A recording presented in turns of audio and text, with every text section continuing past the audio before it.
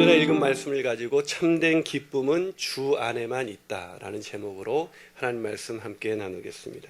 20세기 최고의 영성가로 알려진 토마스 머튼을 배출한 미국의 트라피스트 수도원에는 요즘 단기 수도원 그 프로그램에 참여하는 사람들로 넘쳐나고 있다고 합니다. 대부분 나이가 지긋이 드시고 또 세상에서 부와 명예를 누렸던 흔한 말로 성공한 사람들이 모여들고 있습니다.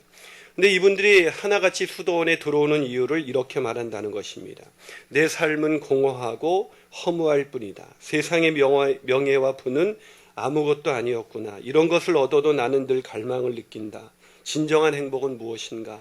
어디에 있는가? 차동엽 씨의 행복선언이라는 책에 소개된 이야기입니다.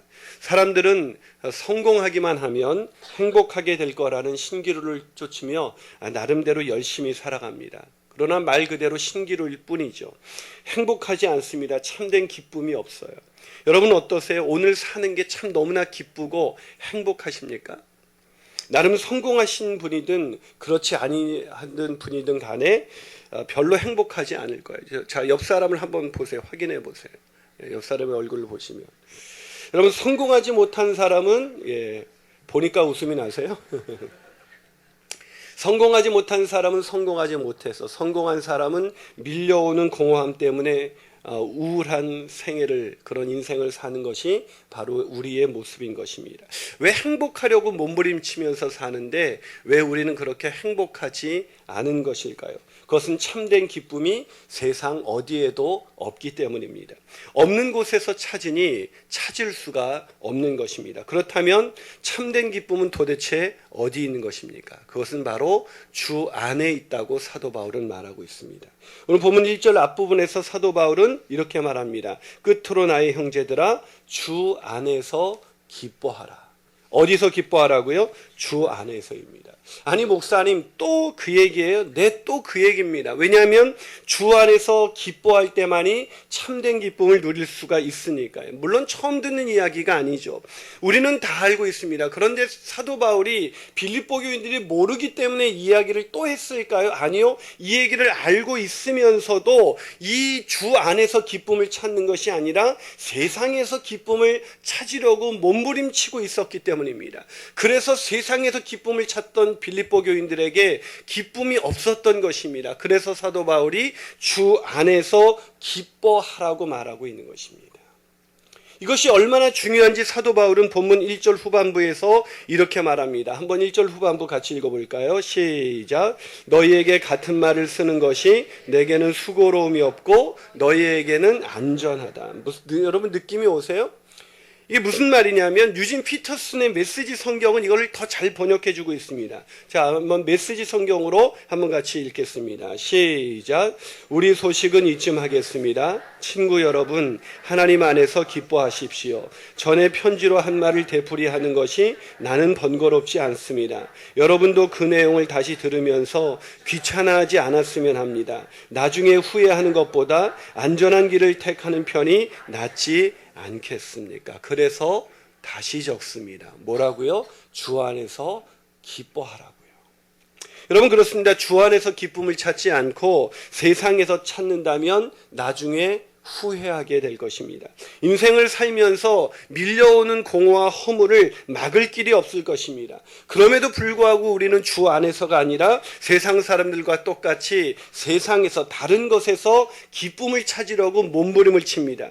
행복하려고 몸부림을 치면서도 이상하게 행복하지 않은데 계속해서 세상이 행복을 줄 거라고 생각하면서 계속해서 거기서 행복을 찾는 것입니다. 그래서 이것을 지켜보던 사도 바울이 너무나 안타까워서 세상에는 기쁨이 없습니다. 오직 주님 안에 기쁨이 있습니다. 주 안에서 기뻐하십시오라고 말하고 있는 것입니다. 저는 저와 여러분이 2017년 올 한 해 주 안에서 기쁨을 찾게 되시기를 주님의 이름으로 축원합니다. 자, 그렇다면 왜 주님 안에만 참된 기쁨이 있는 것일까요? 첫 번째로 어떤 행복의 조건도 기쁨을 주지 못하기 때문입니다. 어떤 조건도 기쁨을 주지 못하기 때문입니다. 그런데도 사람들이 굳게 믿는 신기루가 하나 있습니다. 그건 뭡니까? 우리가 성공하면 행복할 수 있다고 생각하는 것이죠. 그리고 그 성공은 태어날 때부터의 조건이 결정짓는다라고 생각하는 것입니다. 일명 수저계급론입니다. 수저계급론. 아세요? 여러분 너무 제가 유식한 단어를 쓰니까 이게 금수저로 태어났느냐 흙수저로 태어났느냐에 따라서 행불행이 갈린다고 생각하는 것입니다. 우리나라 국민의 절반 이상이 이제 이것을 굳게 믿고 있습니다. 나는 태어날 때부터 조건이 좋지 않았기 때문에 나는 행복할 수 없어라고 믿는 사람이 10명 중에 6명입니다. 과연 그럴까요? 사도 바울은 전혀 그렇지 않다고 우리에게 말해주고 있습니다. 자, 본문 4절과 5절 우리 같이 한번 읽어봅니다. 시작. 그러나 나도 육체를 신뢰할 만하며 만일 누구든지 다른 이가 육체를 신뢰할 것이 있는 줄로 생각하면 나는 더욱 그러하리니 나는 8일 만에 할례를 받고 이스라엘 족속이요 베냐민 지파요 히브리인 중에 히브리인이요 율법으로는 바리새인이다라고 말하고 있습니다. 여러분 이게 이해가 되세요? 이걸 좀 더 쉽게 번역된 이 번역을 자꾸 이렇게 반복해서 읽으면 도움이 됩니다. 자, 공동 번역으로 한번 읽어볼까요? 자, 있습니다. 시작. 하기야 세속적인 면에서도 나는 내세울 만한 것이 있습니다. 만일 어떤 사람이 세속적인 것을 가지고 자랑하려 든다면 나에게는 자랑할 만한 것이 더 많습니다.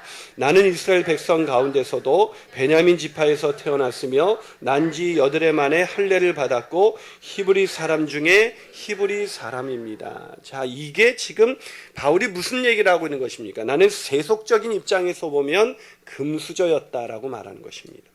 여러분 보세요. 그 당시 이 세계는 유대인과 이방, 그 당시 고대 그 근동의 세계는 이방인과 유대인으로 나눠졌습니다. 유대인으로 태어났다는 것은 하나님의 백성으로 태어난 굉장한 특권을 가지고 태어난 것이죠. 오늘날로 말하면 금수저로 태어난 것입니다. 그런데 그 유대인들 중에서도 사도 바울은 뭐라고 말합니까? 나는 태어난 지 8일 만에 할례를 받았다.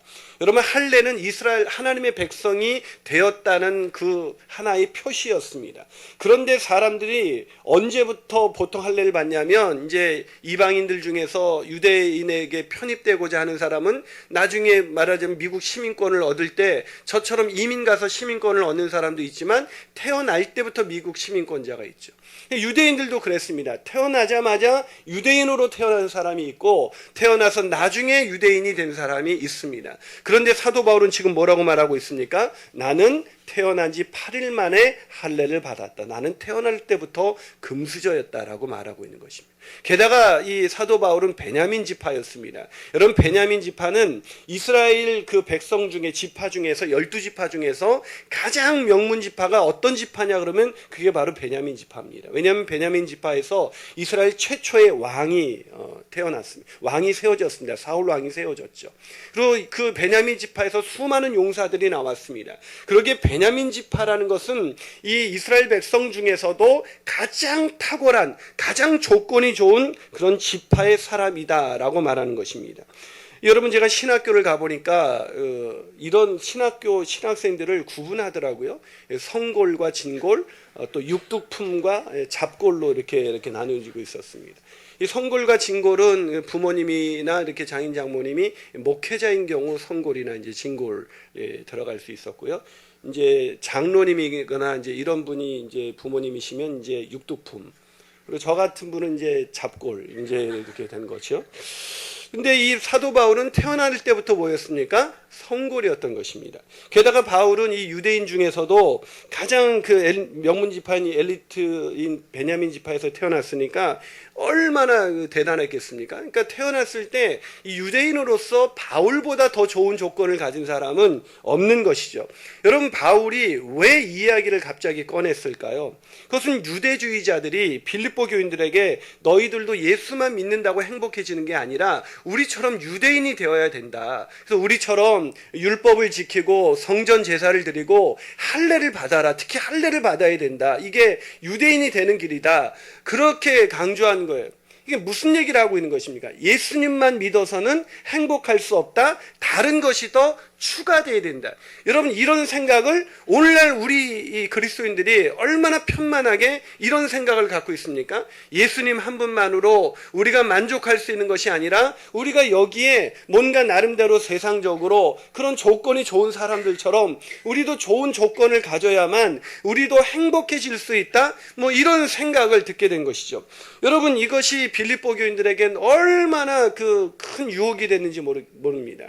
여러분, 우리도 왜 살아가면서 내가 믿음으로 사는데 가난하고 믿음으로 사는데 애들도 왜 이상하게 공부를 나 닮아서 그런지 공부를 잘 못하고, 저도 보면 우리 삼남매 중에서 우리 누나 애들이나 내 동생 애들은 공부를 다 기본적으로 어느 정도 합니다. 우리 누나의 둘째 딸은 고등학교 2학년 때 조기 졸업을 하고 카이스트에 합격을 했어요. 그게 이제 싫다고 해서 때려치더니 서울대 건축학과 가고 애가 노는 물이 달라요. 우리 남동생 애도 둘째 아이가 요번에 중학교 2학년 때 막 미적분 풀더니 과학고등학교를 들어갔어요. 우리 애들은 과학고 근처도 가본 적이 없어요, 우리 애들은. 근데 이제 그런 걸 보면 나도 뭔가 뒤처지는 것 같고 저렇게 살다가는 난 이렇게 불행해지는 것은 아닐까? 이런 생각을 갖게 되지 않습니까? 여러분, 우리가 신분의 상승, 보다 높은 지위에 올라 보다 더 많은 것을 누리려는 욕망이 누구에게나 있는데 그 욕망을 지금 유대주의자들이 건들고 있는 거예요. 그러니까 너희들이 주님만으로는 행복할 수가 없어. 주님이 아니라 너희들도 세상과 같이 지금 흐름이 유대주의자 흐름으로 가고 있는데 그것을 너희들이 더 얻어야 행복할 수 있다고 말하는 거예요. 그러나 사도 바울은 단호하게 이야기를 꺼내면서 누구보다도 금수저였던 유대인 중에 유대인이었고 베냐민 지파였고 히브리인이었던 나는 그것이 나에게 절대로 행복하지 않았다. 그것이 금수저냐 이 흙수저냐 그것이 중요한 것이 아니다라고 말을 하고 있는 것입니다. 아니, 오히려 그런 조건에 행복이 있다고 매달리며 살아갈 때 우리 마음 가운데는 인생의 끝자락에서 밀려오는 이 허무와 절망을 극복할 길이 없다. 그런 우울함에 갇혀서 비극적인 인생을 살 수밖에 없다. 그러니 주 안에서 기뻐하라고 말하고 있는 것입니다. 저는 2017년 한 해 저와 여러분이 주 안에서 기뻐하게 되시기를 주님의 이름으로 축원합니다. 한 발 더 나가서 왜 주님 안에만 기쁨이 있는 것일까요? 그 두 번째 비결은 어떤 인간의 성취도 참된 기쁨을 주지 못하기 때문입니다. 어떤 인간의 성취도 참된 기쁨을 주지 못합니다. 여러분, 사람들이 굳게 믿고 있는 두 번째 신기루가 있습니다. 그건 뭐냐면 많은 성취를 하게 되면 행복할 것이다 라고 생각하는 것입니다. 우리 아이가 합격을 하면, 취업을 하면, 승진을 하면, 뭔가를 내가 요번에 원했던 것들이 다 이루어지면 행복해질 거라고 생각하는 것이죠. 이 유대주의자들 역시 빌립보 교인들에게 그렇게 설득을 했습니다. 율법을 너희들이 이 조건도 중요하지만 이제 유대인이 되었다면 무엇보다도 이 율법을 철저히 지켜야 된다라고 이제 강조하고 있는 것입니다. 그 유대주의자들이 지킨 율법이 뭐냐면 이제 철저하게 일단 예배를 안 빼먹는 거예요. 예배를 안 빼먹고 성전 제사를 막 드리고 의무적으로 막 드리고 그리고 이 할례를 행하고 11조 철저히 하고 그런 모든 금식기도 이런 거 열심히 하고 이런 걸 지켜야 된다는 거예요. 여러분, 저는 여러분이 우리 교회 오셔서 헌금하실 때 제발 부담이 되면 절대 헌금하지 마시기를 바랍니다. 여러분, 이건 부담이 돼서 이거 헌금하는 것은요, 이거 하나님이 기뻐하시지 않을 뿐만 아니라 여러분에게도 아무런 도움이 안 됩니다. 그게. 교회 올 때마다 돈 걱정하시면서 오는 그 교회는 그 사람은 그건 절대로 하나님이 기뻐하시도 않고 그것이 자기에게 예배를 드리는 동안 오히려 괜한 걱정과 괜한 근심 속에 있는 것이죠. 근데 지금 유대주의자들이 그런 게 중요하다고 지금 계속 얘기하고 있는 거예요. 그런데 그런 걸 하다 보면 네가 성취감을 갖게 되고 그런 성취감을 갖게 되면 네가 점점 행복해질 거라고 말하는 거죠. 하지만 아니에요, 여러분. 여러분, 성취감을 갖는다고 행복하지 않은 것을 누가 증명해 줄 수 있습니까? 누구보다도 많은 성취를 했던 사도 바울이 그걸 증명할 수가 있습니다. 자, 본문 5절과 6절을 같이 읽어봅니다. 본문의 5절에서 6절 있습니다. 시작. 나는 8일 만에 할례를 받고 이스라엘 족속이요 베냐민 지파요 히브리인 중에 히브리인이요 율법으로는 바리새인이요 열심으로는 교회를 박해하고 율법의 의로는 흠이 없는 자다. 자, 이 율법으로는 바리새인 여러분요 이렇게부터 얘기하면서 자신의 신분, 조건에 대해서 얘기하다가 이제 바울이 뭐에 대해서 얘기합니까? 그 조건을 가지고 자기가 얼마나 대단한 것을 이루었는가, 그거를 이제 말하고 있는 것입니다. 여러분, 그것을 이룬 첫 번째가 뭐예요? 나는 바리새인이 됐다는 겁니다.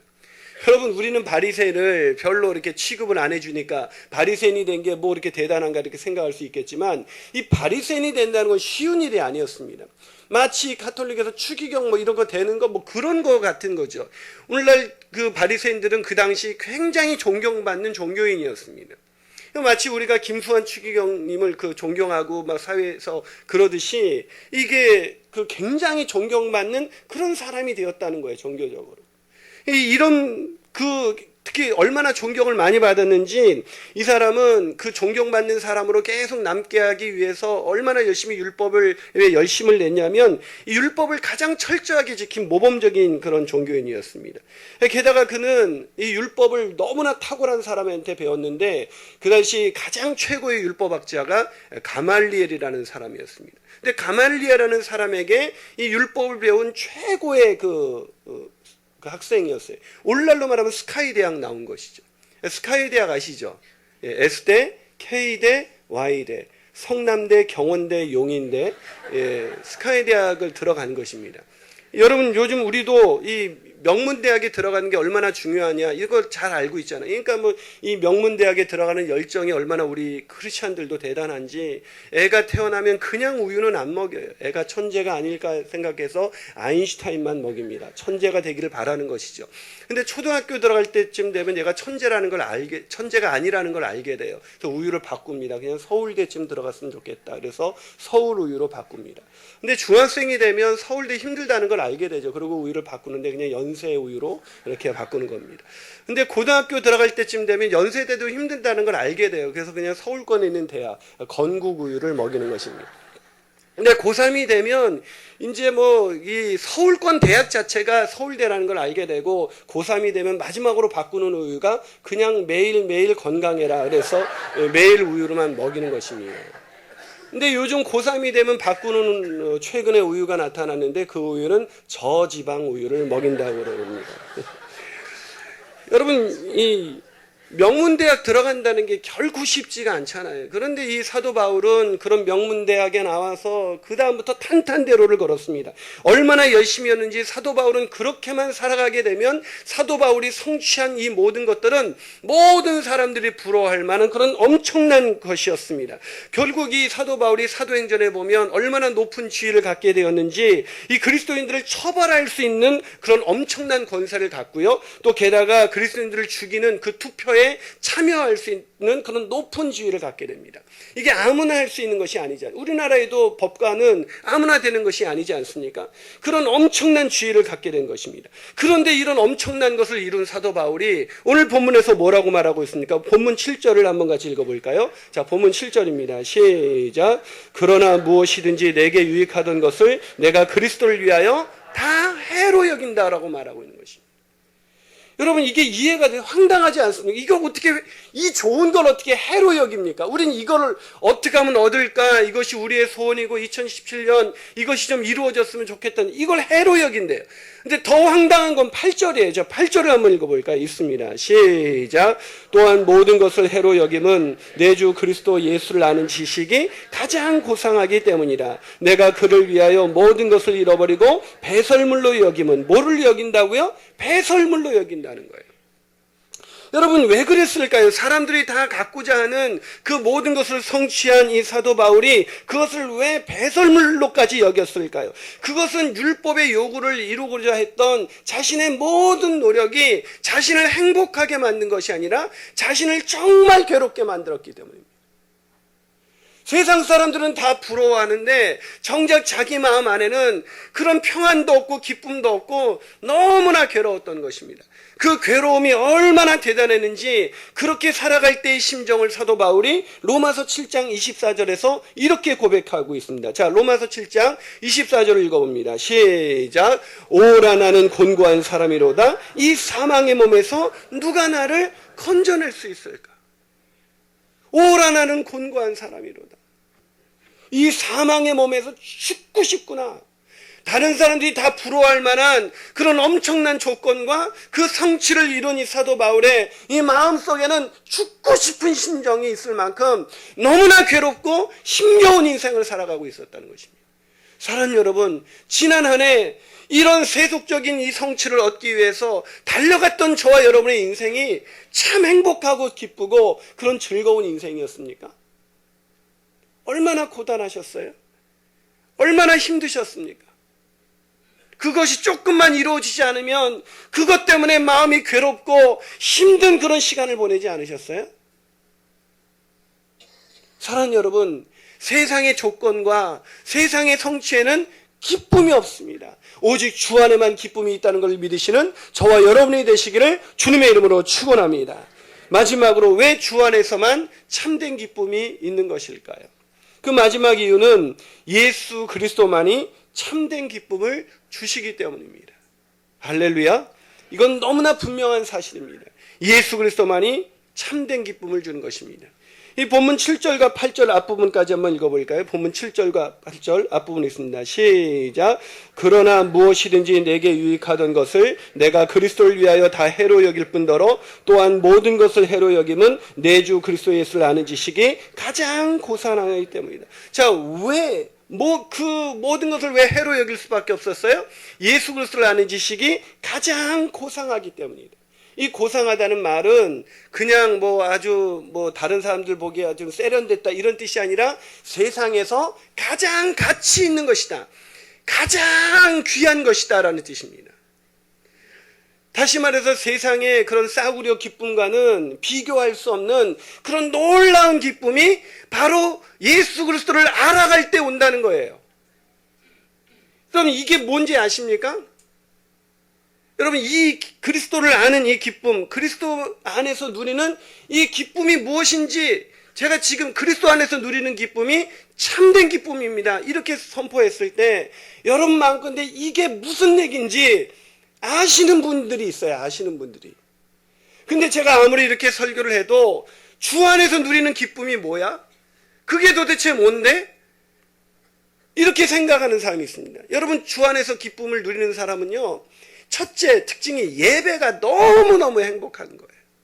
이 예배 드리는 게. 어저께도 요즘 우리가 연말이 돼가지고 예배가 얼마나 많았습니까? 어제도 또 예배를 드리고 집으로 가서 주무시게 되시는데 제가 마지막에 우리 사역자들하고 헤어지면서 이렇게 인사했어요. 우리 이제 뒷정리하고 그러니까 새벽 2시가 넘었죠. 우리가 헤어지면서 뭐라냐면 조금 이따 보자. 이렇게 했어요. 이제 조금 이따 다시 나와야 되는데 이 밤에 잠이 이렇게 드는 순간 제 마음 가운데 내일이면 또 예배를 할 수 있구나. 그 기쁨이 있으세요? 또 내일 또 예배해야 돼. 그 신년 예배 한 번으로 끝나면 안 되나 그거? 어차피 자정 넘어서 예배 드렸는데 꼭 2번 예배. 이게 웃는 사람들 수상한 분들이에요, 이분들. 여러분, 그게 율법주의라니까요. 이 주 안에서 누리는 기쁨이 뭔지 모르는 사람들이라니까요.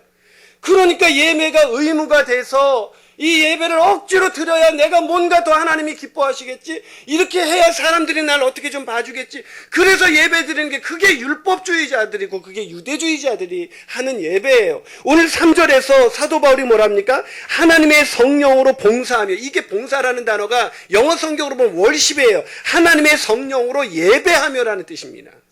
우리는 억지로 예배하는 사람들이 아니라 성령이 우리 안에서 역사하시면서 주님을 알아가는 그 기쁨을 누리게 하셔서 하나님을 예배하는 것이 너무나 기쁘고 너무나 행복한 것이죠.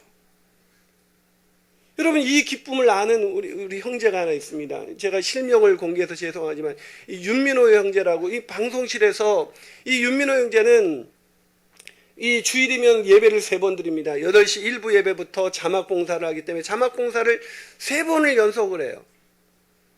근데 이 친구가, 이 유민호 이사님이 사실은 작년에 굉장히 어려운 시간이었습니다. 왜냐면 이제 그 삼성의 날씨에 퇴직하셔서 이제 그 휴대폰 가게를 하는데 휴대폰 가게가 잘 되고 있었는데 직원이 어느 날 그 모든 휴대폰을 싹 해가지고 그냥 달아나 버린 거예요. 그 휴대폰이 그게 현금 주고 가져오는 게 아니라 그게 다 빚이거든요. 그것 때문에 한 번에 그냥 빚더미에 눌러앉게 됐습니다. 그래서 이 오갈 데가 없어서 이제 신용불량자가 돼버리고, 이 오갈 데가 없으니까 돈을 빌려줄 수가 없으니까 사채를 빌려서 이제 조그만 다시 먹고 살아야 되니까, 시작해야 되니까 조그만 사무실 하나를 열었어요. 그 조그만 사무실을 열어서 애하고 잘 집을 아직 얻지 못해서 그 사랑하는 그 초등학교 어린 딸하고 그 아이한테 그 사무실에서 의자를 붙여가지고 거기다 애를 재우는 거예요. 잠이 제대로 왔겠습니까? 그런데 그렇게 자면서 그렇게 세월을 보냈던 이 유민호 집사님이 주일 예배가 얼마나 기다려지는지. 목사님, 저는 주일이 되면 아침에 일찍 저절로 잠이 깨요. 오늘도 가서 예배를 드릴 것을 생각하면 마음이 너무나 즐겁다는 거예요. 그게 성령으로 예배하는 거예요. 이게 주 안에서 누리는 기쁨이에요. 이 기쁨이 없이 그냥 예배가 의무가 돼가지고, 내가 그래도 기독교인이니까, 내가 유대인이니까 제사는 드려야지 하고 이렇게 나와서 예배하는 사람들이 오늘날 얼마나 많이 있습니까? 이게 주 안에서 기뻐하다는 이 말이 무슨 말인지 모르기 때문에, 그러면서 하나님의 성령으로 봉사하며 그리스도 예수로 자랑하고, 자랑할 게 예수님밖에 없어요. 내세울 게 예수님밖에 없어요. 근데 우리는 뭐 애 학교 간 거 뭐 은근히 막 자랑하면서, 뭐 내가 꼭 자랑하려고 그런 건 아닌데 애가 서울대 갔어 뭐 이러면서, 그런 뭐 크리스찬들을 볼 때 참 그게 나쁘다는 게 아니에요, 여러분. 세상에서 좋은 조건과 성취를 갖는 것, 저는 할 수만 있다면 하나님이 올 한 해 여러분에게 그런 축복을 주기를 원해요. 하지만 그거보다 더 놀라운 축복은, 그거는 잠깐의 축복이에요. 혹시 작년에 애가 합격한 것 때문에 지금도 기쁨을 이기지 못하면서, 애가 오늘도 합격했어요, 그래, 그 합격하고 막 노는 거 보니까 막 짜증나고 막 그러지 않습니까? 여러분, 주 안에서 기뻐하라는 거, 주님께서 지금 사도 바울이 그게 너무나 답답해서 끝으로 내가 마지막으로 얘기하는데, 당신들 그런 싸구려 기쁨이 아니라 주 안에서 기뻐해야 합니다. 이 주 안에서 기뻐하라는 것이 뭔지를 모르고 평생 그냥 기독교인이 됐는데도 유대인처럼 그렇게 율법주의에 갇혀서 예배드리고 헌금하고 찬양하고, 예배 끝나면 얼른 끝나고 오늘 여행 갈 그런 싸구려 기쁨을 그냥 추구하면, 여행 가는 게 나쁘다는 게 아니에요. 오늘 주님의 기쁨으로 충만해지고 나가서 가는 여행이 아니라 그저 여기서 채워지지 않아서 이게 뭔가 나에게 지루한 그런 예배가 되어버려서 나가서 세상에서 싸구려 그 기쁨을 뒤적거리는 그런 불쌍한 인생을 향해서 하나님 오늘 바울을 통해서, 내가 다시 말합니다. 내가 이거 말을 하는 게 번거롭지 않습니다. 여러분들도 이것을 지루해하지 않았으면 좋겠습니다. 주 안에서만 기뻐해야 합니다. 이 주 안에서 기뻐하라는 것이 명령이라는 걸 기억하세요. 주 안에서 기뻐하라는 것은 어느 날 저절로 그냥 예수님을 믿게 되면 그 다음부터 막 기쁨이 올라오는 게 아니에요. 그런 기쁨은 세상에 없어요. 또 이 기쁨이라는 건, 주 안에서 기뻐하라는 건, 내가 오늘 기쁘지 않은데 일부러 기쁜 척 하면서 나 기뻐요 할렐루야 뭐 이렇게 하면서 뭐 그렇게 사는 게 아니에요. 주 안에서 기뻐하라는 것은 주님을 아는 지식을 더 알아가면 알아갈수록 너희가 기뻐할 수밖에 없다. 그러니 주님과 깊은 묵상에 들어가라. 주님을 아는 지식을 더 배워가라. 주님을 아는 지식에 여러분이 더 깊어져 가면 깊어져 갈수록 그 주님을 아는 그 기쁨으로 인해서 이길 수 없는 놀라운 그 축복과 기쁨이 너희들 가운데 올 수밖에 없다는 거예요. 왜요? 주님을 아는 지식이 가장 고상하기 때문에. 그것이 가장 큰 기쁨을 주는 거예요. 이것이 얼마나 놀라운 기쁨이었는지 핸드릭슨이라는 사람은 이 주님의 기쁨을 이렇게 설명했습니다. 빌립보서에서 솟아오르는 태양 앞에서 모든 별이 꼬리를 갖추듯이, 그리고 크고 값진 진주 앞에서 모든 보석들이 광채를 잃어버리듯이, 바울에게 있어 내 주 그리스도 예수와 깊은 교제 앞에서 그 밖의 모든 것들은 빛을 잃었다. 무슨 말입니까? 억지로 예배하기 위해서 온 것이 아니라 그것이 너무나 기뻐서, 그 기쁨 때문에 다른 기쁨은 너무나 시시해져 버린 거죠.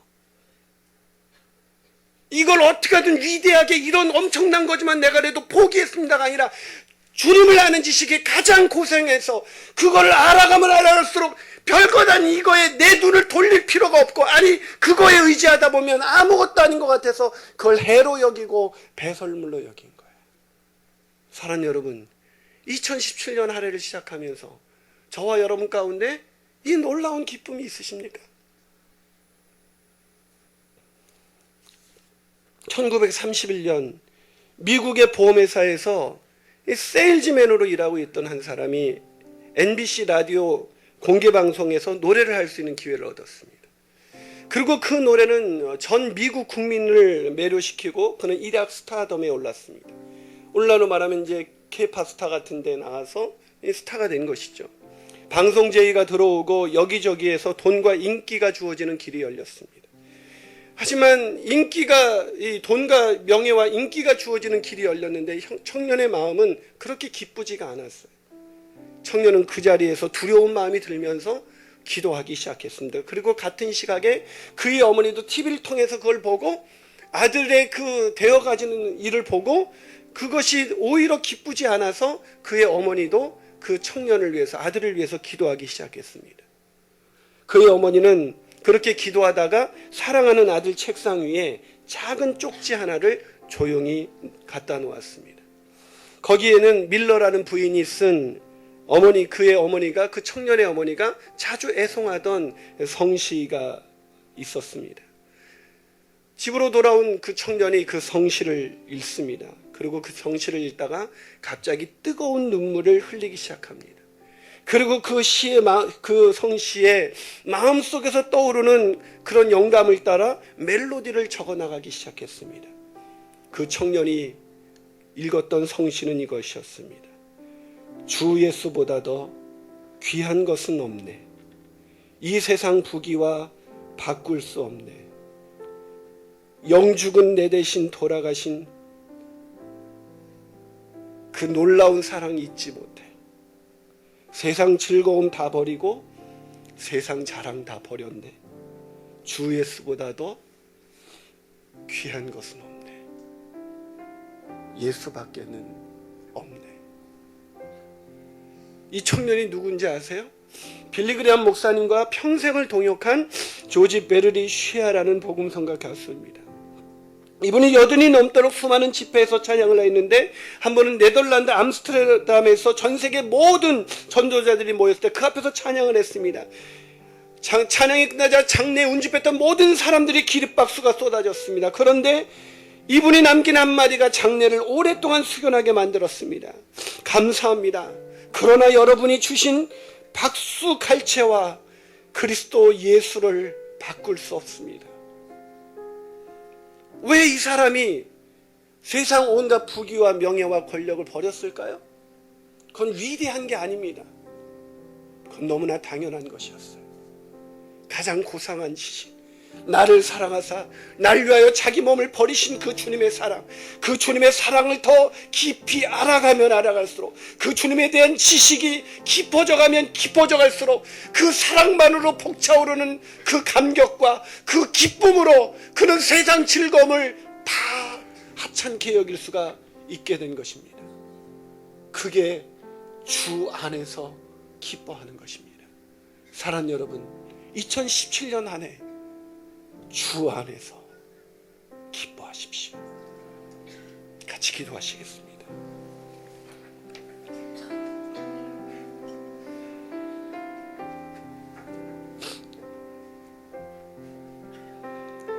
사랑하는 여러분, 주일 예배가 시작되기도 전에, 아니 일주일 내내 주일 예배를 기다리는 사람이 있습니다. 나를 사랑하사 나를 위하여 영죽을 내대신 자신의 몸을 버리신 주님, 그 주님을 예배하는 날을 오매물만 기다리면서 예배에 참여하는 그 기쁨을 누리는 사람이 있습니다. 근데 어느덧 우리에게 그 기쁨이 사라지고 마치 유대주의자들처럼 예배드리는 것이, 어떻게 그렇게 하루 종일 예배할 수 있어요? 내가 이렇게 피곤하고 지쳐 있는데 예배를 또 드려야 되나요? 참 안타깝습니다. 그들에게 주어진 복음의 그 깊이를 잃어버리고 오늘날 싸구려 기쁨을 쫓아다닐 수밖에 없는 우리들. 그런 우리들에게 오늘 사도 바울을 통해서 진정한 기쁨, 영원한 기쁨, 참된 기쁨, 변하지 않는 기쁨, 샘솟는 기쁨, 어떤 고난과 역경 속에서도 웃을 수 있게 만드는 기쁨, 아니 죽음 앞에서도 기뻐하게 만드는 기쁨, 그 기쁨이 주 안에 있다고 사도 바울은 말하고 있습니다. 그 기쁨을 누리지 못한 채 기독교라는 종교인으로 살다가 이 세상을 떠나가는 그런 불쌍한 사람들이 되지는 맙시다. 2017년 주님을 더 알아가십시오. 주님을 더 깊이 알아가십시오. 내가 사역하고 일하고 섬기는 그 일보다 주님을 더 깊이 알아가는 것에 내 시간을 쏟고 주님을 알아가는 그런 가르침이 있는 곳이라면 어디든 뛰어들어가서 다시 배우고 주님을 더 알아가고 더 배우고 그분을 알아가면 알아갈수록 나를 그분이 어떻게 사랑했는지 느끼게 될 것입니다. 그리고 기뻐하게 될 것입니다. 그 주님의 기쁨을 생각하면서 우리도 이렇게 똑같은 고백을 했으면 좋겠습니다. 주 예수보다 더 귀한 것은 없습니다. 주 예수보다 더 귀한 것은 없네. 이 세상 부귀와 바꿀 수 없네. 영죽을 내듯이 영축을 내듯이 돌아가신 그 놀라운 사랑 잊지 못해. 세상 즐거움 다 버리고 세상 자랑 다 버렸네. 주 예수보다 더 귀한 것은 없네. 예수밖에는 다시 한번 고백합니다. 없네. 세상 즐거움 다 버립니다. 세상 즐거움 다 버리고 세상 사랑 다 버렸네. 주 예수보다 더 귀한 것은 없네. 예수밖에는 없네. 허밍으로 찬양해 볼까요?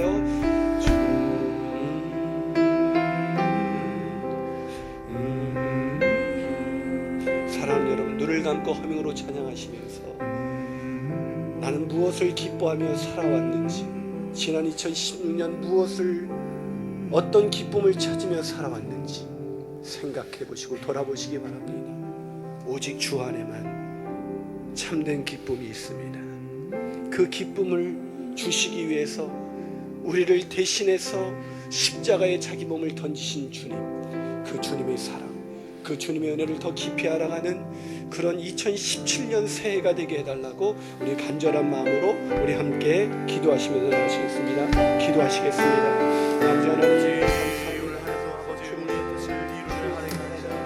주님의 뜻을 우리의 삶을 통하여 이루어드리는 한 해가 될 수 있도록 인도하여 주시옵소서. 아버지의 은혜가 우리의 삶에 넘치기를 원합니다. 아버지의 은혜가 올 한 해를 이끌어 가시는 은혜가 될 줄 믿습니다. 주님을 의지할 줄, 주님 안에서 기쁨을 누리며 나아갈 때, 그 기쁨을 쫓아 살아갈 때 우리의 삶이 주님의 뜻을 이루어가는 삶으로 살아갈 수 있는 줄로 믿사오니 주님 역사하여 주시옵소서. 우리 가운데 함께해 주시는 주님의 은혜, 아버지 그 능력 가운데 우리가 삶으로 마음으로 나를 넉넉히 채워주시는 주님의 사랑, 그 주님의 은혜 속에 죄인 들어가게 하시옵소서. 그 은혜 속에서 하나님을 놀랍게 하나님께 예배하며 우리 모두가 될 수 있도록 하나님의 신을 주하여 주시옵소서. 우리의 욕심을 채우는 한 해가 아니라 주님의 뜻을 이루어드리는 한 해가 될 수 있도록 인도하여 주시옵소서. 하나님의 영광을 위한 삶, 하나님의 나라 확장을 위한 한 해가 될 수 있도록 역사해 주시고 인도하여 주시옵소서. 주의 능력 가운데 나아갑니다. 주님 역사해 주시옵소서. 주님, 그렇습니다. 세상의 싸구려 즐거움, 그 즐거움을 찾아다니면서 세상 사람들과 똑같이, 그러나 남부러울 곳이 없는 그런 인생을 사는 것 같지만 사실은 우울하고, 사실은 기쁨이 없고, 사실은 두렵고 곤고하고 피곤한 인생을 살아온 우리였습니다. 그러나 그런 우리에게 다시 한번 2017년을 열어가시면서 이렇게 귀한 말씀을 주셔서 감사합니다. 이 말씀으로 우리의 1년의 좌표가 되게 하여 주시옵소서. 주님 안에서만 기뻐하게 하여 주시옵소서. 주님 앞에서 기뻐하는 그런 놀라운 인생을 살아갈 수 있도록 축복하여 주시옵소서.